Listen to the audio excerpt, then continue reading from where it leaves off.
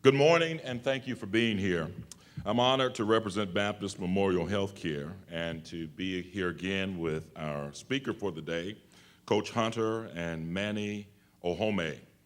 Baptists, along with many of you in this room, have been involved with the Memphis Catholic's Education That Works program since its inception in 2006. I'm very excited that these young people to our left, led by Student Body President Nia Randolph, were responsible on last night for raising over $600 and presenting it to the foundation. Let's give them a hand for that sacrifice. Now, I'm the father of four, and three of them are in college. One is in high school. I went home and I asked, what does $600 in student dollars translate to? They said that's about 50,000 corporate dollars. And so that's a great sacrifice on their behalf. At Baptist, our mission mirrors the threefold ministry of Christ, which is healing, preaching, and teaching. We're proud to work alongside partners with similar missions, working to make our communities great. We have a special presentation prepared for us today. Samaritan's Feet President Emmanuel Manny Ohome is going to interview Coach Ron Hunter right here on this stage about his work with the organization. Specifically, Manny, I'd like for you to ask him a question about a small college in Atlanta, Georgia by the name of Morehouse College that beat Georgia State University. And I have the clips if you don't remember them, Coach. Manny was born in Lagos, Nigeria. When he was 9 years old, his life changed forever. A stranger from Wisconsin invited him to enter a contest where the grand prize was a simple pair of shoes. Manny won that contest, and his first pair of shoes, which became a symbol of hope to Manny and a catalyst to his love for basketball. Manny was awarded a scholarship to play basketball in the United States. He's earned multiple degrees in business and in economics. In 2003, he and his wife Tracy founded Samaritan's Feet. To date, more than 5.5 million pairs of shoes have been distributed to needy children in over 70 countries and 300 U.S. cities. I'm proud that Rufus Smith of the Hope Church, he and I have partnered together to accept the challenge here in Memphis. We're both pastors of large churches, and soon we're going to walk out into our pulpits without shoes on and preach the gospel so that we can have more shoes given to the foundation.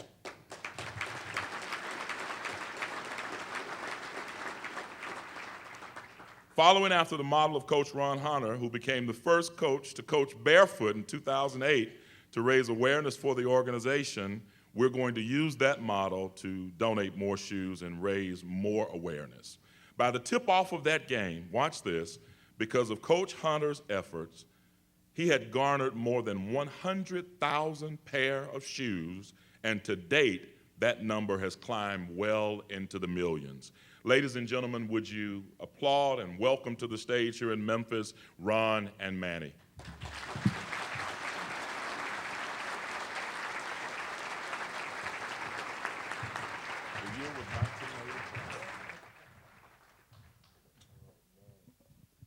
Oh, man.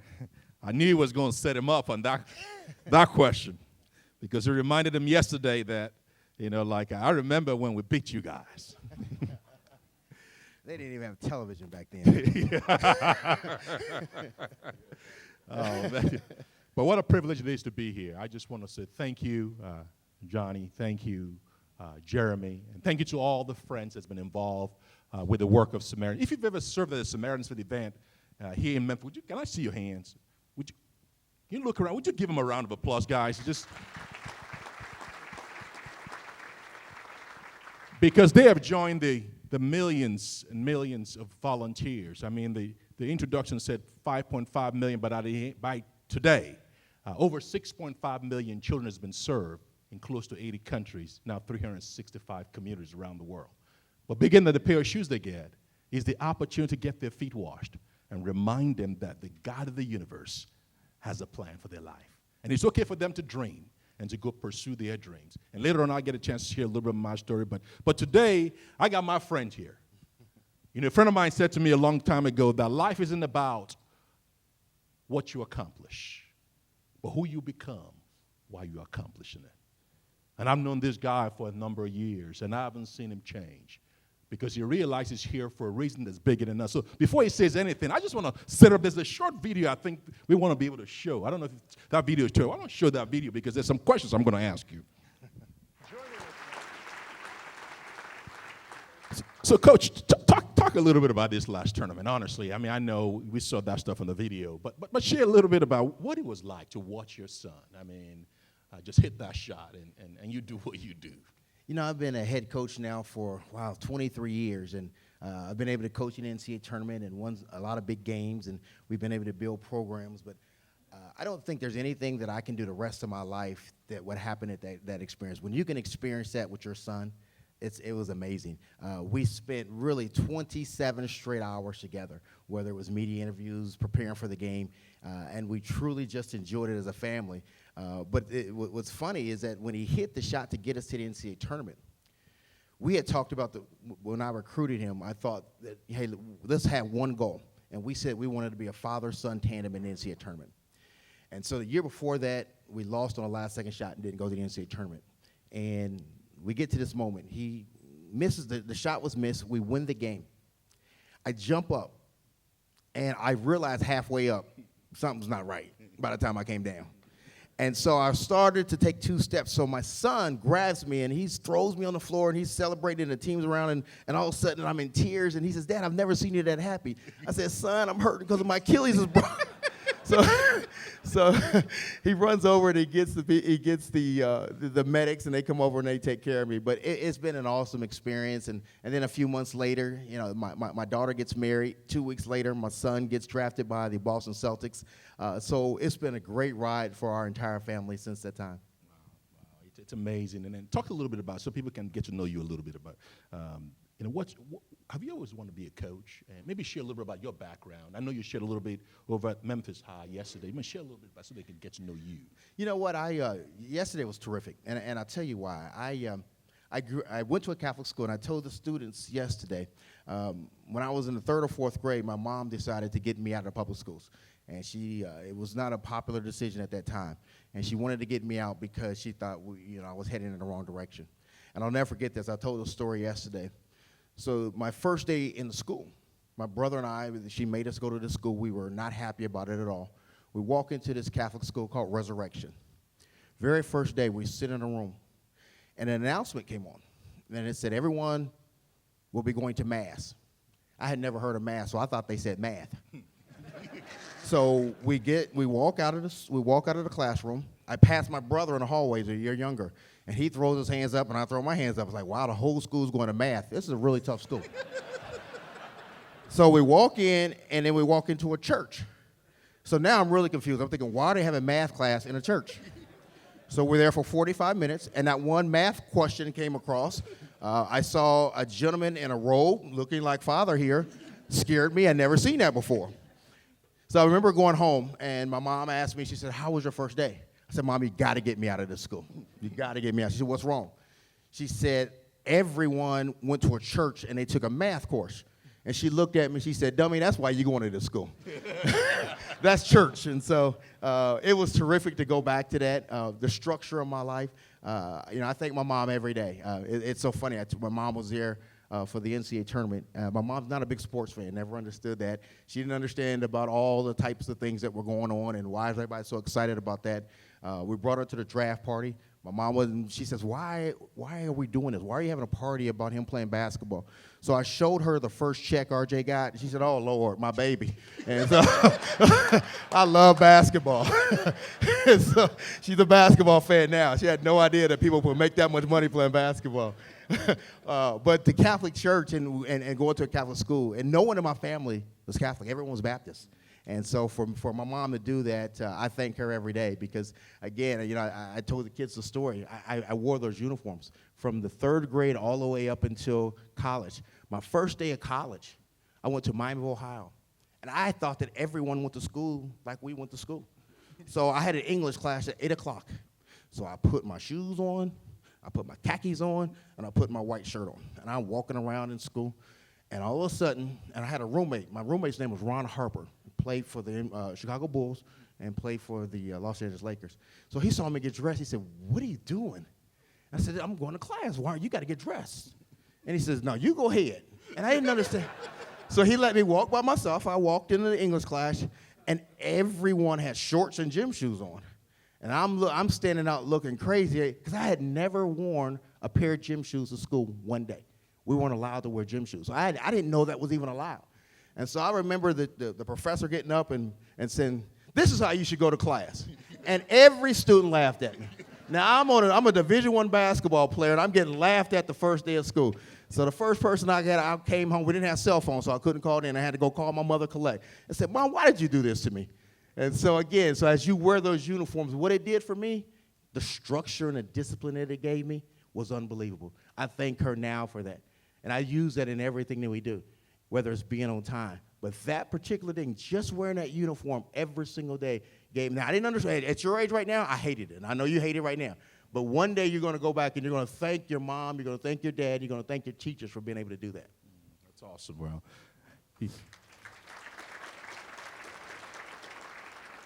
You know, Ron, you're known as a coach that's turned many programs around. I mean, in the years that I've known you, from coming from the great school in Wisconsin to IUPUI and now at Georgia State, what's your recipe for success? Well, before I answer that question, I have to go back and talk about how I met you. And I've never said this to you before, and I got to say this. We were playing in Alaska, and we had just gotten beaten a championship game, and I flew back to Indiana. And 11:30 at night, I get a phone call. I'd never met Manny, never heard of Manny. I get a phone call at 11:30 at night and said, "Hey, Coach, we would love to talk to you about not wearing shoes in a basketball game and children not having shoes." Now, it's 11:30. My wife is asleep, so I didn't want to wake her up. So, Manny, I went into the closet and started talking to you. My wife heard me talking at 11:30 at night, wondering, why is my husband in a closet talking on the phone? So I hung the phone up, and I said, "Well, honey, a guy named Manny from Africa called me and wants me to not wear shoes." Manny, that didn't work, buddy. That was a long night trying to explain that I was talking to you on the phone about some shoes, and then I called you back, you didn't answer, and so I'm glad it worked out because you got me in a lot of trouble that day, buddy, and so we talk about the shoe things, and I just thought about that as we were sitting here, but that day did change my life in that regards, and you know what I found out in regards to, I really thought that when I got into coaching, I thought coaching was about me getting to the Final Four, me coaching at the highest possible level, me coaching at in the NBA. And when I met you, and I took my team, and the very first time we were in Lima, Peru, and I took our basketball team, as you remember. And I remember the first time that I got on my knees, those 110,000 pair of shoes we took to Peru. And for the first time, I had to wash a child's feet. 10 minutes after I'd done that, I realized that I had found my purpose in life. It wasn't coaching. Coaching was just a vehicle to be able to help children. And so I knew then that what I was doing, and I remember getting back to the hotel and telling my wife that this is the first time I realized all the time I thought it was about winning. And my wife looked at me, she said it was. It just wasn't about winning games. And so since that time, this has been a bigger part of my life. What people don't know about the story of our team and that particular clip is that we took this same team and we took them to Costa Rica last year. And we have a lot of kids from Atlanta who think that they're tough kids, who think they're poor. We showed those kids poverty. And all of a sudden, those tough kids who thought they were tough got on that bus and they start crying. I'll never forget, and I said this to you the other day, my son who was drafted, and he's playing with the Celtics. Today is the first day of practice. 2 days ago, I called him, and I said, "Hey, I wanted to talk to you about something. I know you're getting ready to start practice." I said, "Remember when we were in South America, and you were around the corner? He was with us on a trip, and we got on a bus, and someone said, 'Hey, your son's, he's not on the bus.' So all of a sudden, I'm looking around. I said, well, let me go find him. I walk around the corner, and he's by himself with another kid. He took the shoes off his feet because we ran out of shoes, and he gave it to the kid. I didn't want him to see that I saw that, so I just got on the bus and didn't say anything. So I called him 2 days ago, And I said, hey, you remember when we were in South America and we couldn't find you? You know, I saw you giving your last pair of shoes to one of the kids. I said, why'd you do that? He said, Dad, because he didn't have any, and I know I had some more at home, and I wanted to do that, but I didn't want anybody to see it because I didn't want to embarrass him. And I told him, I said, here's what I want you to do. I'm more proud of you for that moment than I am about you being drafted. You're now going into a whole nother stage of your life. Take that to the NBA. Don't worry about the money and the fame and success. Take just that right there. Take that servant's heart and take it to that next level because they need that there. And I said, that made me more proud as a father than any shot that you ever made or any amount of money or any draft status that you had in that regards. And so when I told him that, he said, I didn't know that you saw that. And so we started laughing because one of the things that I've always told him every night, and I was talking to one of the basketball players there, every night from the 7th grade, every single night I said the same thing to him. I said, son, you have a better chance of getting hit by a meteorite than playing in the NBA. Because at the time, I gave him the statistic, 1.2% of every college basketball player will have a chance to play in the NBA, 1.2%. You got a chance of getting hit by a meteorite at 1.9%. So I would tell him about studying and all of those things. And so on draft day, everybody's excited, including my mom. Runs up, and we finally had a 5-minute private moment. He looked at me and he said, Dad, guess what? I just got hit by a meteorite. So no, I was really, really proud of that. But I just want to say to you, for whatever reason, God decided to put you in my life at that particular time. It changed my family's life. And so I can't thank you enough for that because it made me a better father. It made me a better husband. But more importantly, it gave me my purpose. I've been searching, thinking my purpose was something else. And so you coming into my life with the shoes. And again, it wasn't about the shoes. It was about the hope that we gave other children. And so I appreciate that. Well, go ahead.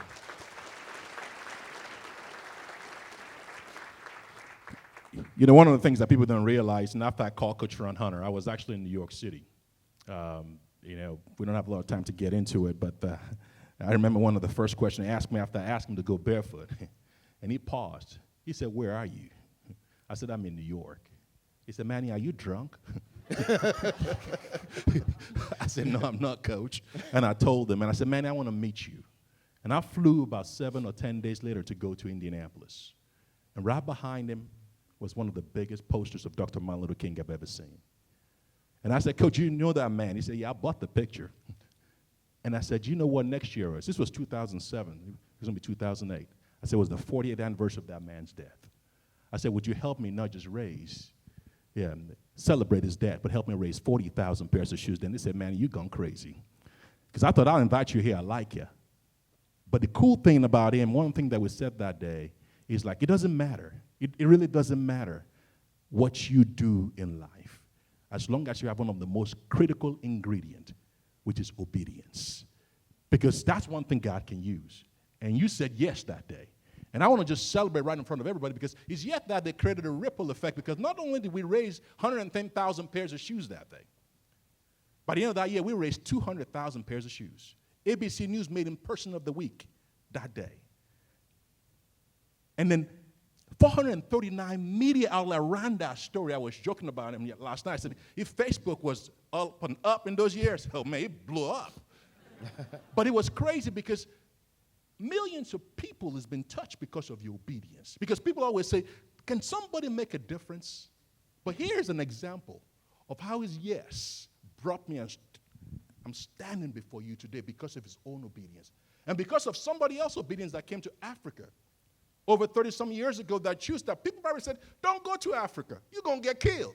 I know lions, Mufasa's over there. But that man came. He came. And he did something that was very epic. He inspired and lit up a fire in the heart of this African boy. He gave me my first pair of shoes. That day I became the first person, not just in my family, but in my entire community, to own a pair of tennis shoes. Because a pair of tennis shoes in my country, in my city, especially in my neighborhood, is like a Mercedes-Benz. Mm-hmm. So that man said yes, and you said yes. And because you just said yes, I got a chance to meet that guy on that video called Ernie Johnson. And he brought me on the stage. And because of him and Charles Barkley, this guy went barefoot. And because of them, Sears ended up donating 1 million pairs of shoes because he chose to say yes. And because he chose to say yes, I decided to walk crazily from Charlotte to Atlanta with no shoes. I thought I was still living in Africa. I forgot I've gone soft. Because after I walked 300 miles from Charlotte to Atlanta, my feet and I are still not on speaking terms. The head of Crocs walked with us.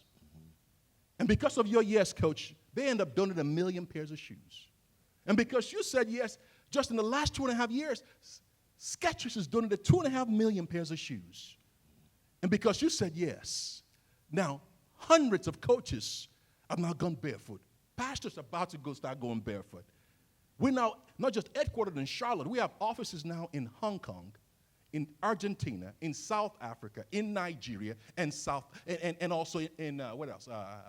In the Philippines. Because one man chose to come to. So talk a little bit about the power of obedience and how that can change lives. Wow. If I'd known that, I would have charged you. No. You know what was tough about that? When you sat in the office and we talked about coaching a game barefoot, remember I looked at you and I said, I think that's a great idea. I think what we should do, let me call Mike Krzyzewski. I think Mike would be great at that. And you looked at me and says, nah, I don't think Mike's going to do that. I said, well, I'll tell you what, Larry Bird's at Indiana. I know Larry, let me call Larry. And he says, no, Coach, I don't think so. So I got mad. I said, Manny, I don't know anybody else. And he said, what about you? And I thought, Manny, I'm a young coach. I'm not sure. He said, give me 24 hours. Let me think about it. So in that 24 hours, I called 8 coaches that I looked up to. At that time, again, I was a young Division I coach, and every coach said the same thing. Coach, you work at conservative institutions. You're moving up the ladder in this business. I don't think it's a wise idea. So I made the 9th call, and that was to my mother. And I said, Mom, I know you're not going to understand this, but a gentleman from Africa has asked me to coach barefoot, and I told her why. And I said, what do you think? And she said, if you're asking me a question, you already know the answer. So I said, yes. And that yes has been not only, as I said before, a blessing in that regards, but it's funny, some of the same coaches that I called that said you shouldn't do it have now gone barefoot. So it's amazing how God works in that regards. No, it's amazing. Because thank you.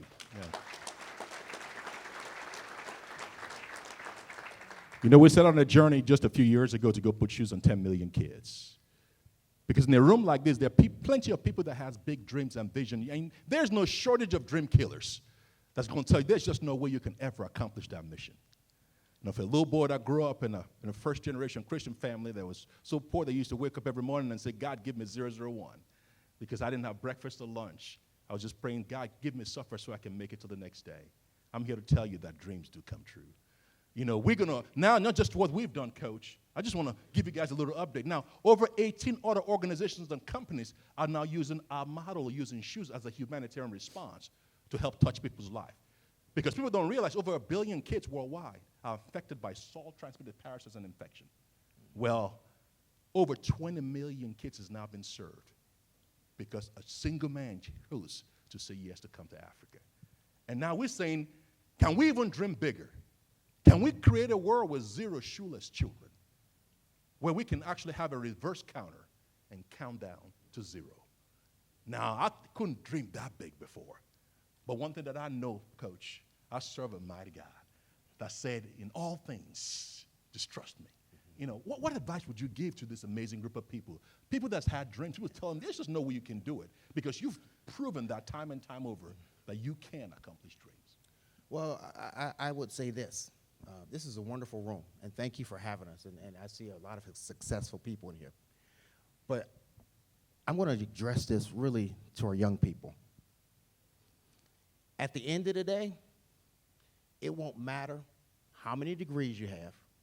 It won't matter how much money that you've made. If you don't help and change somebody else's life, your life is meaningless. And a lot of times we live in a world where everything is flashy and everything's about how much money that you can make. And really, you're going to find out it's who you helped along. Because when it's time to leave this earth, you can't take any of those things with you. But you can leave that legacy about helping other people. I will say this to the business people in here. It's very easy to write a check, and we appreciate the checks that you write for this, but it's more impressive to sit down and wash the feet of a child and give them their first pair of shoes. Being a servant, there's nothing like being a servant. The reason that we wash the feet of the child is because of the greatest servant ever. So it's not about how much money that you have. It's not about your title or your job status. It's about who you help. I met with my team yesterday, and I told them this. I said, there's this ladder of success that you have. And as you're climbing up that ladder, be real careful about the people that you're climbing over. Because when and if you fall down, those same people that you stepped on are going up. You're going to see those people as you go down. And so at the end, it should always be about serving and helping others. And if you can't do that, and you can't look at yourself in the mirror, and that's the only person you have to do is look yourself in the mirror, who did you help today? I saw at the school we were at yesterday, and I talked to that young man. Young man, as soon as I walked into the school, it was two guys sitting there, and a lady walks through the door, and the two little boys didn't open the door for the lady. So I didn't want to call them out publicly, and I talked about it at the school. But right before we left, I just pulled them over to the side. And I said, why didn't you open the door? He said, I didn't see her, I forgot. I said, you know what, that might have been the only thing you could have done for that lady that made her day. And you had that one opportunity to do that. Don't let that opportunity slip away ever again. And so I just tell you all today, I found what my purpose was. You have to find your purpose, but I guarantee your purpose won't be about the money that you make. It won't be about your status, but it will be about who you affect and who you help in your community. Thank you, Coach. Pope Francis said yesterday, as he talked and addressed the world, he said, well, us business leaders need to stop putting people before profits. It's amazing as I wrap up, and I know, Jeremy is going to come in a minute here, Coach. There's three questions I always ask folks. And I ask my staff this, I ask my son this, I ask all my family members this. Is the city that you live in better or worse with you in there? Because if that city is not better or worse, you got to ask yourself, why in the world are you here? Because not by accident you were placed here. Because there were gifts that God has placed in you that's supposed to be able to meet up with some problems. So through that process, I hope you find your purpose and bring true transformation that will change the world. The other question I always ask people is that if you don't show up tomorrow, would anybody care? Because if nobody cares, that means you haven't impacted anybody. Because if you haven't impacted anybody, then you just all wrap up in yourself. And I always tell people will wrap up in themselves. They only make small packages. And the third thing I always ask people, Coach, is the power of servant leadership. Who did you serve today? And I'm going to close with this. One of the people that you inspired, actually, Coach, I don't know if I told you this, was a dear friend of yours, Coach John Calipari. Last year, Coach Calipari almost went a perfect season. And right before the season, he did something very crazy. He chose to go with us to the Bahamas, right after we went to Costa Rica, and he brought his players. And he said, many of you guys are going to know fame and fortune. He said, what are you going to do with those fame and that fortune? I want you guys to learn what it means to serve one another and serve these poor kids. And one by one, from Kyle Anthony Towns and all those guys washed those kids' feet, and they were helping each other, serving each other. And he said, guys, I know some of you guys can go to any team and go score 20, 30 points. But this season, I want you guys to sacrifice and give up your shot for a better shot. They were where they were last season because they chose to serve each other. How can we create a culture of service? Because that's truly, Coach, what truly brings transformation. Last words, and then Jeremy will come. Well, again, we thank you for coming. I do want to say this also, Manny. Calipari had good players too, but and I do appreciate what Cal has done in that regard. But I truly appreciate all of you, and again, I love talking to our young people, and I love seeing what you're doing over there. If I get anything out of this today, it's the fact of seeing you, and I was reading your bios in the schools that you're going to. I'm okay with you not going to Georgia State, but we'll talk about that in a little bit. But no, we really appreciate it, and this is a wonderful town. I come to Memphis a lot to recruit. I'm 0 for 10 in recruiting. If you want to help me with that, that'll help too. And I think there's some reverend or that's walking around here talking about he's beating Georgia State, so he's telling these recruits that. So we're going to fix that, Keith. We're going to make sure we stop that. So, but again, thank you for having us. This has been a blessing for me to come here. I was free anyway. I'll be honest with you. Since my son's moved to Boston and he's with the Celtics, I see less of my wife now. So she's spending all her time cooking him dinner, and I'm eating by myself these days. But no, that's okay. But I just want to say thank you. And this is a wonderful, wonderful group. You're truly blessed. And if you don't get anything out of this, like Manny just said, who are you serving? Make somebody's life just a little better today. And it doesn't have to be about giving them money. Now, that helps, but it doesn't have to be about giving them money. So thank you so much for having us. Give it up for Coach. So we have a little special surprise. Let me have Keith come on up here. Keith, Johnny, Matt, come up here as well. So part of the fun that we encouraged, and we kind of twisted his arm, but he said, no, I'm going to one-up you. But Coach Ron Hunter has graciously agreed to give as a part of his speaker fee. We spend a lot of money on speaker fees, and he's like, you know what? I'm going to give it away. And I know the organization. So on behalf of Coach Ron Hunter, $15,000 to Samaritan's Feet.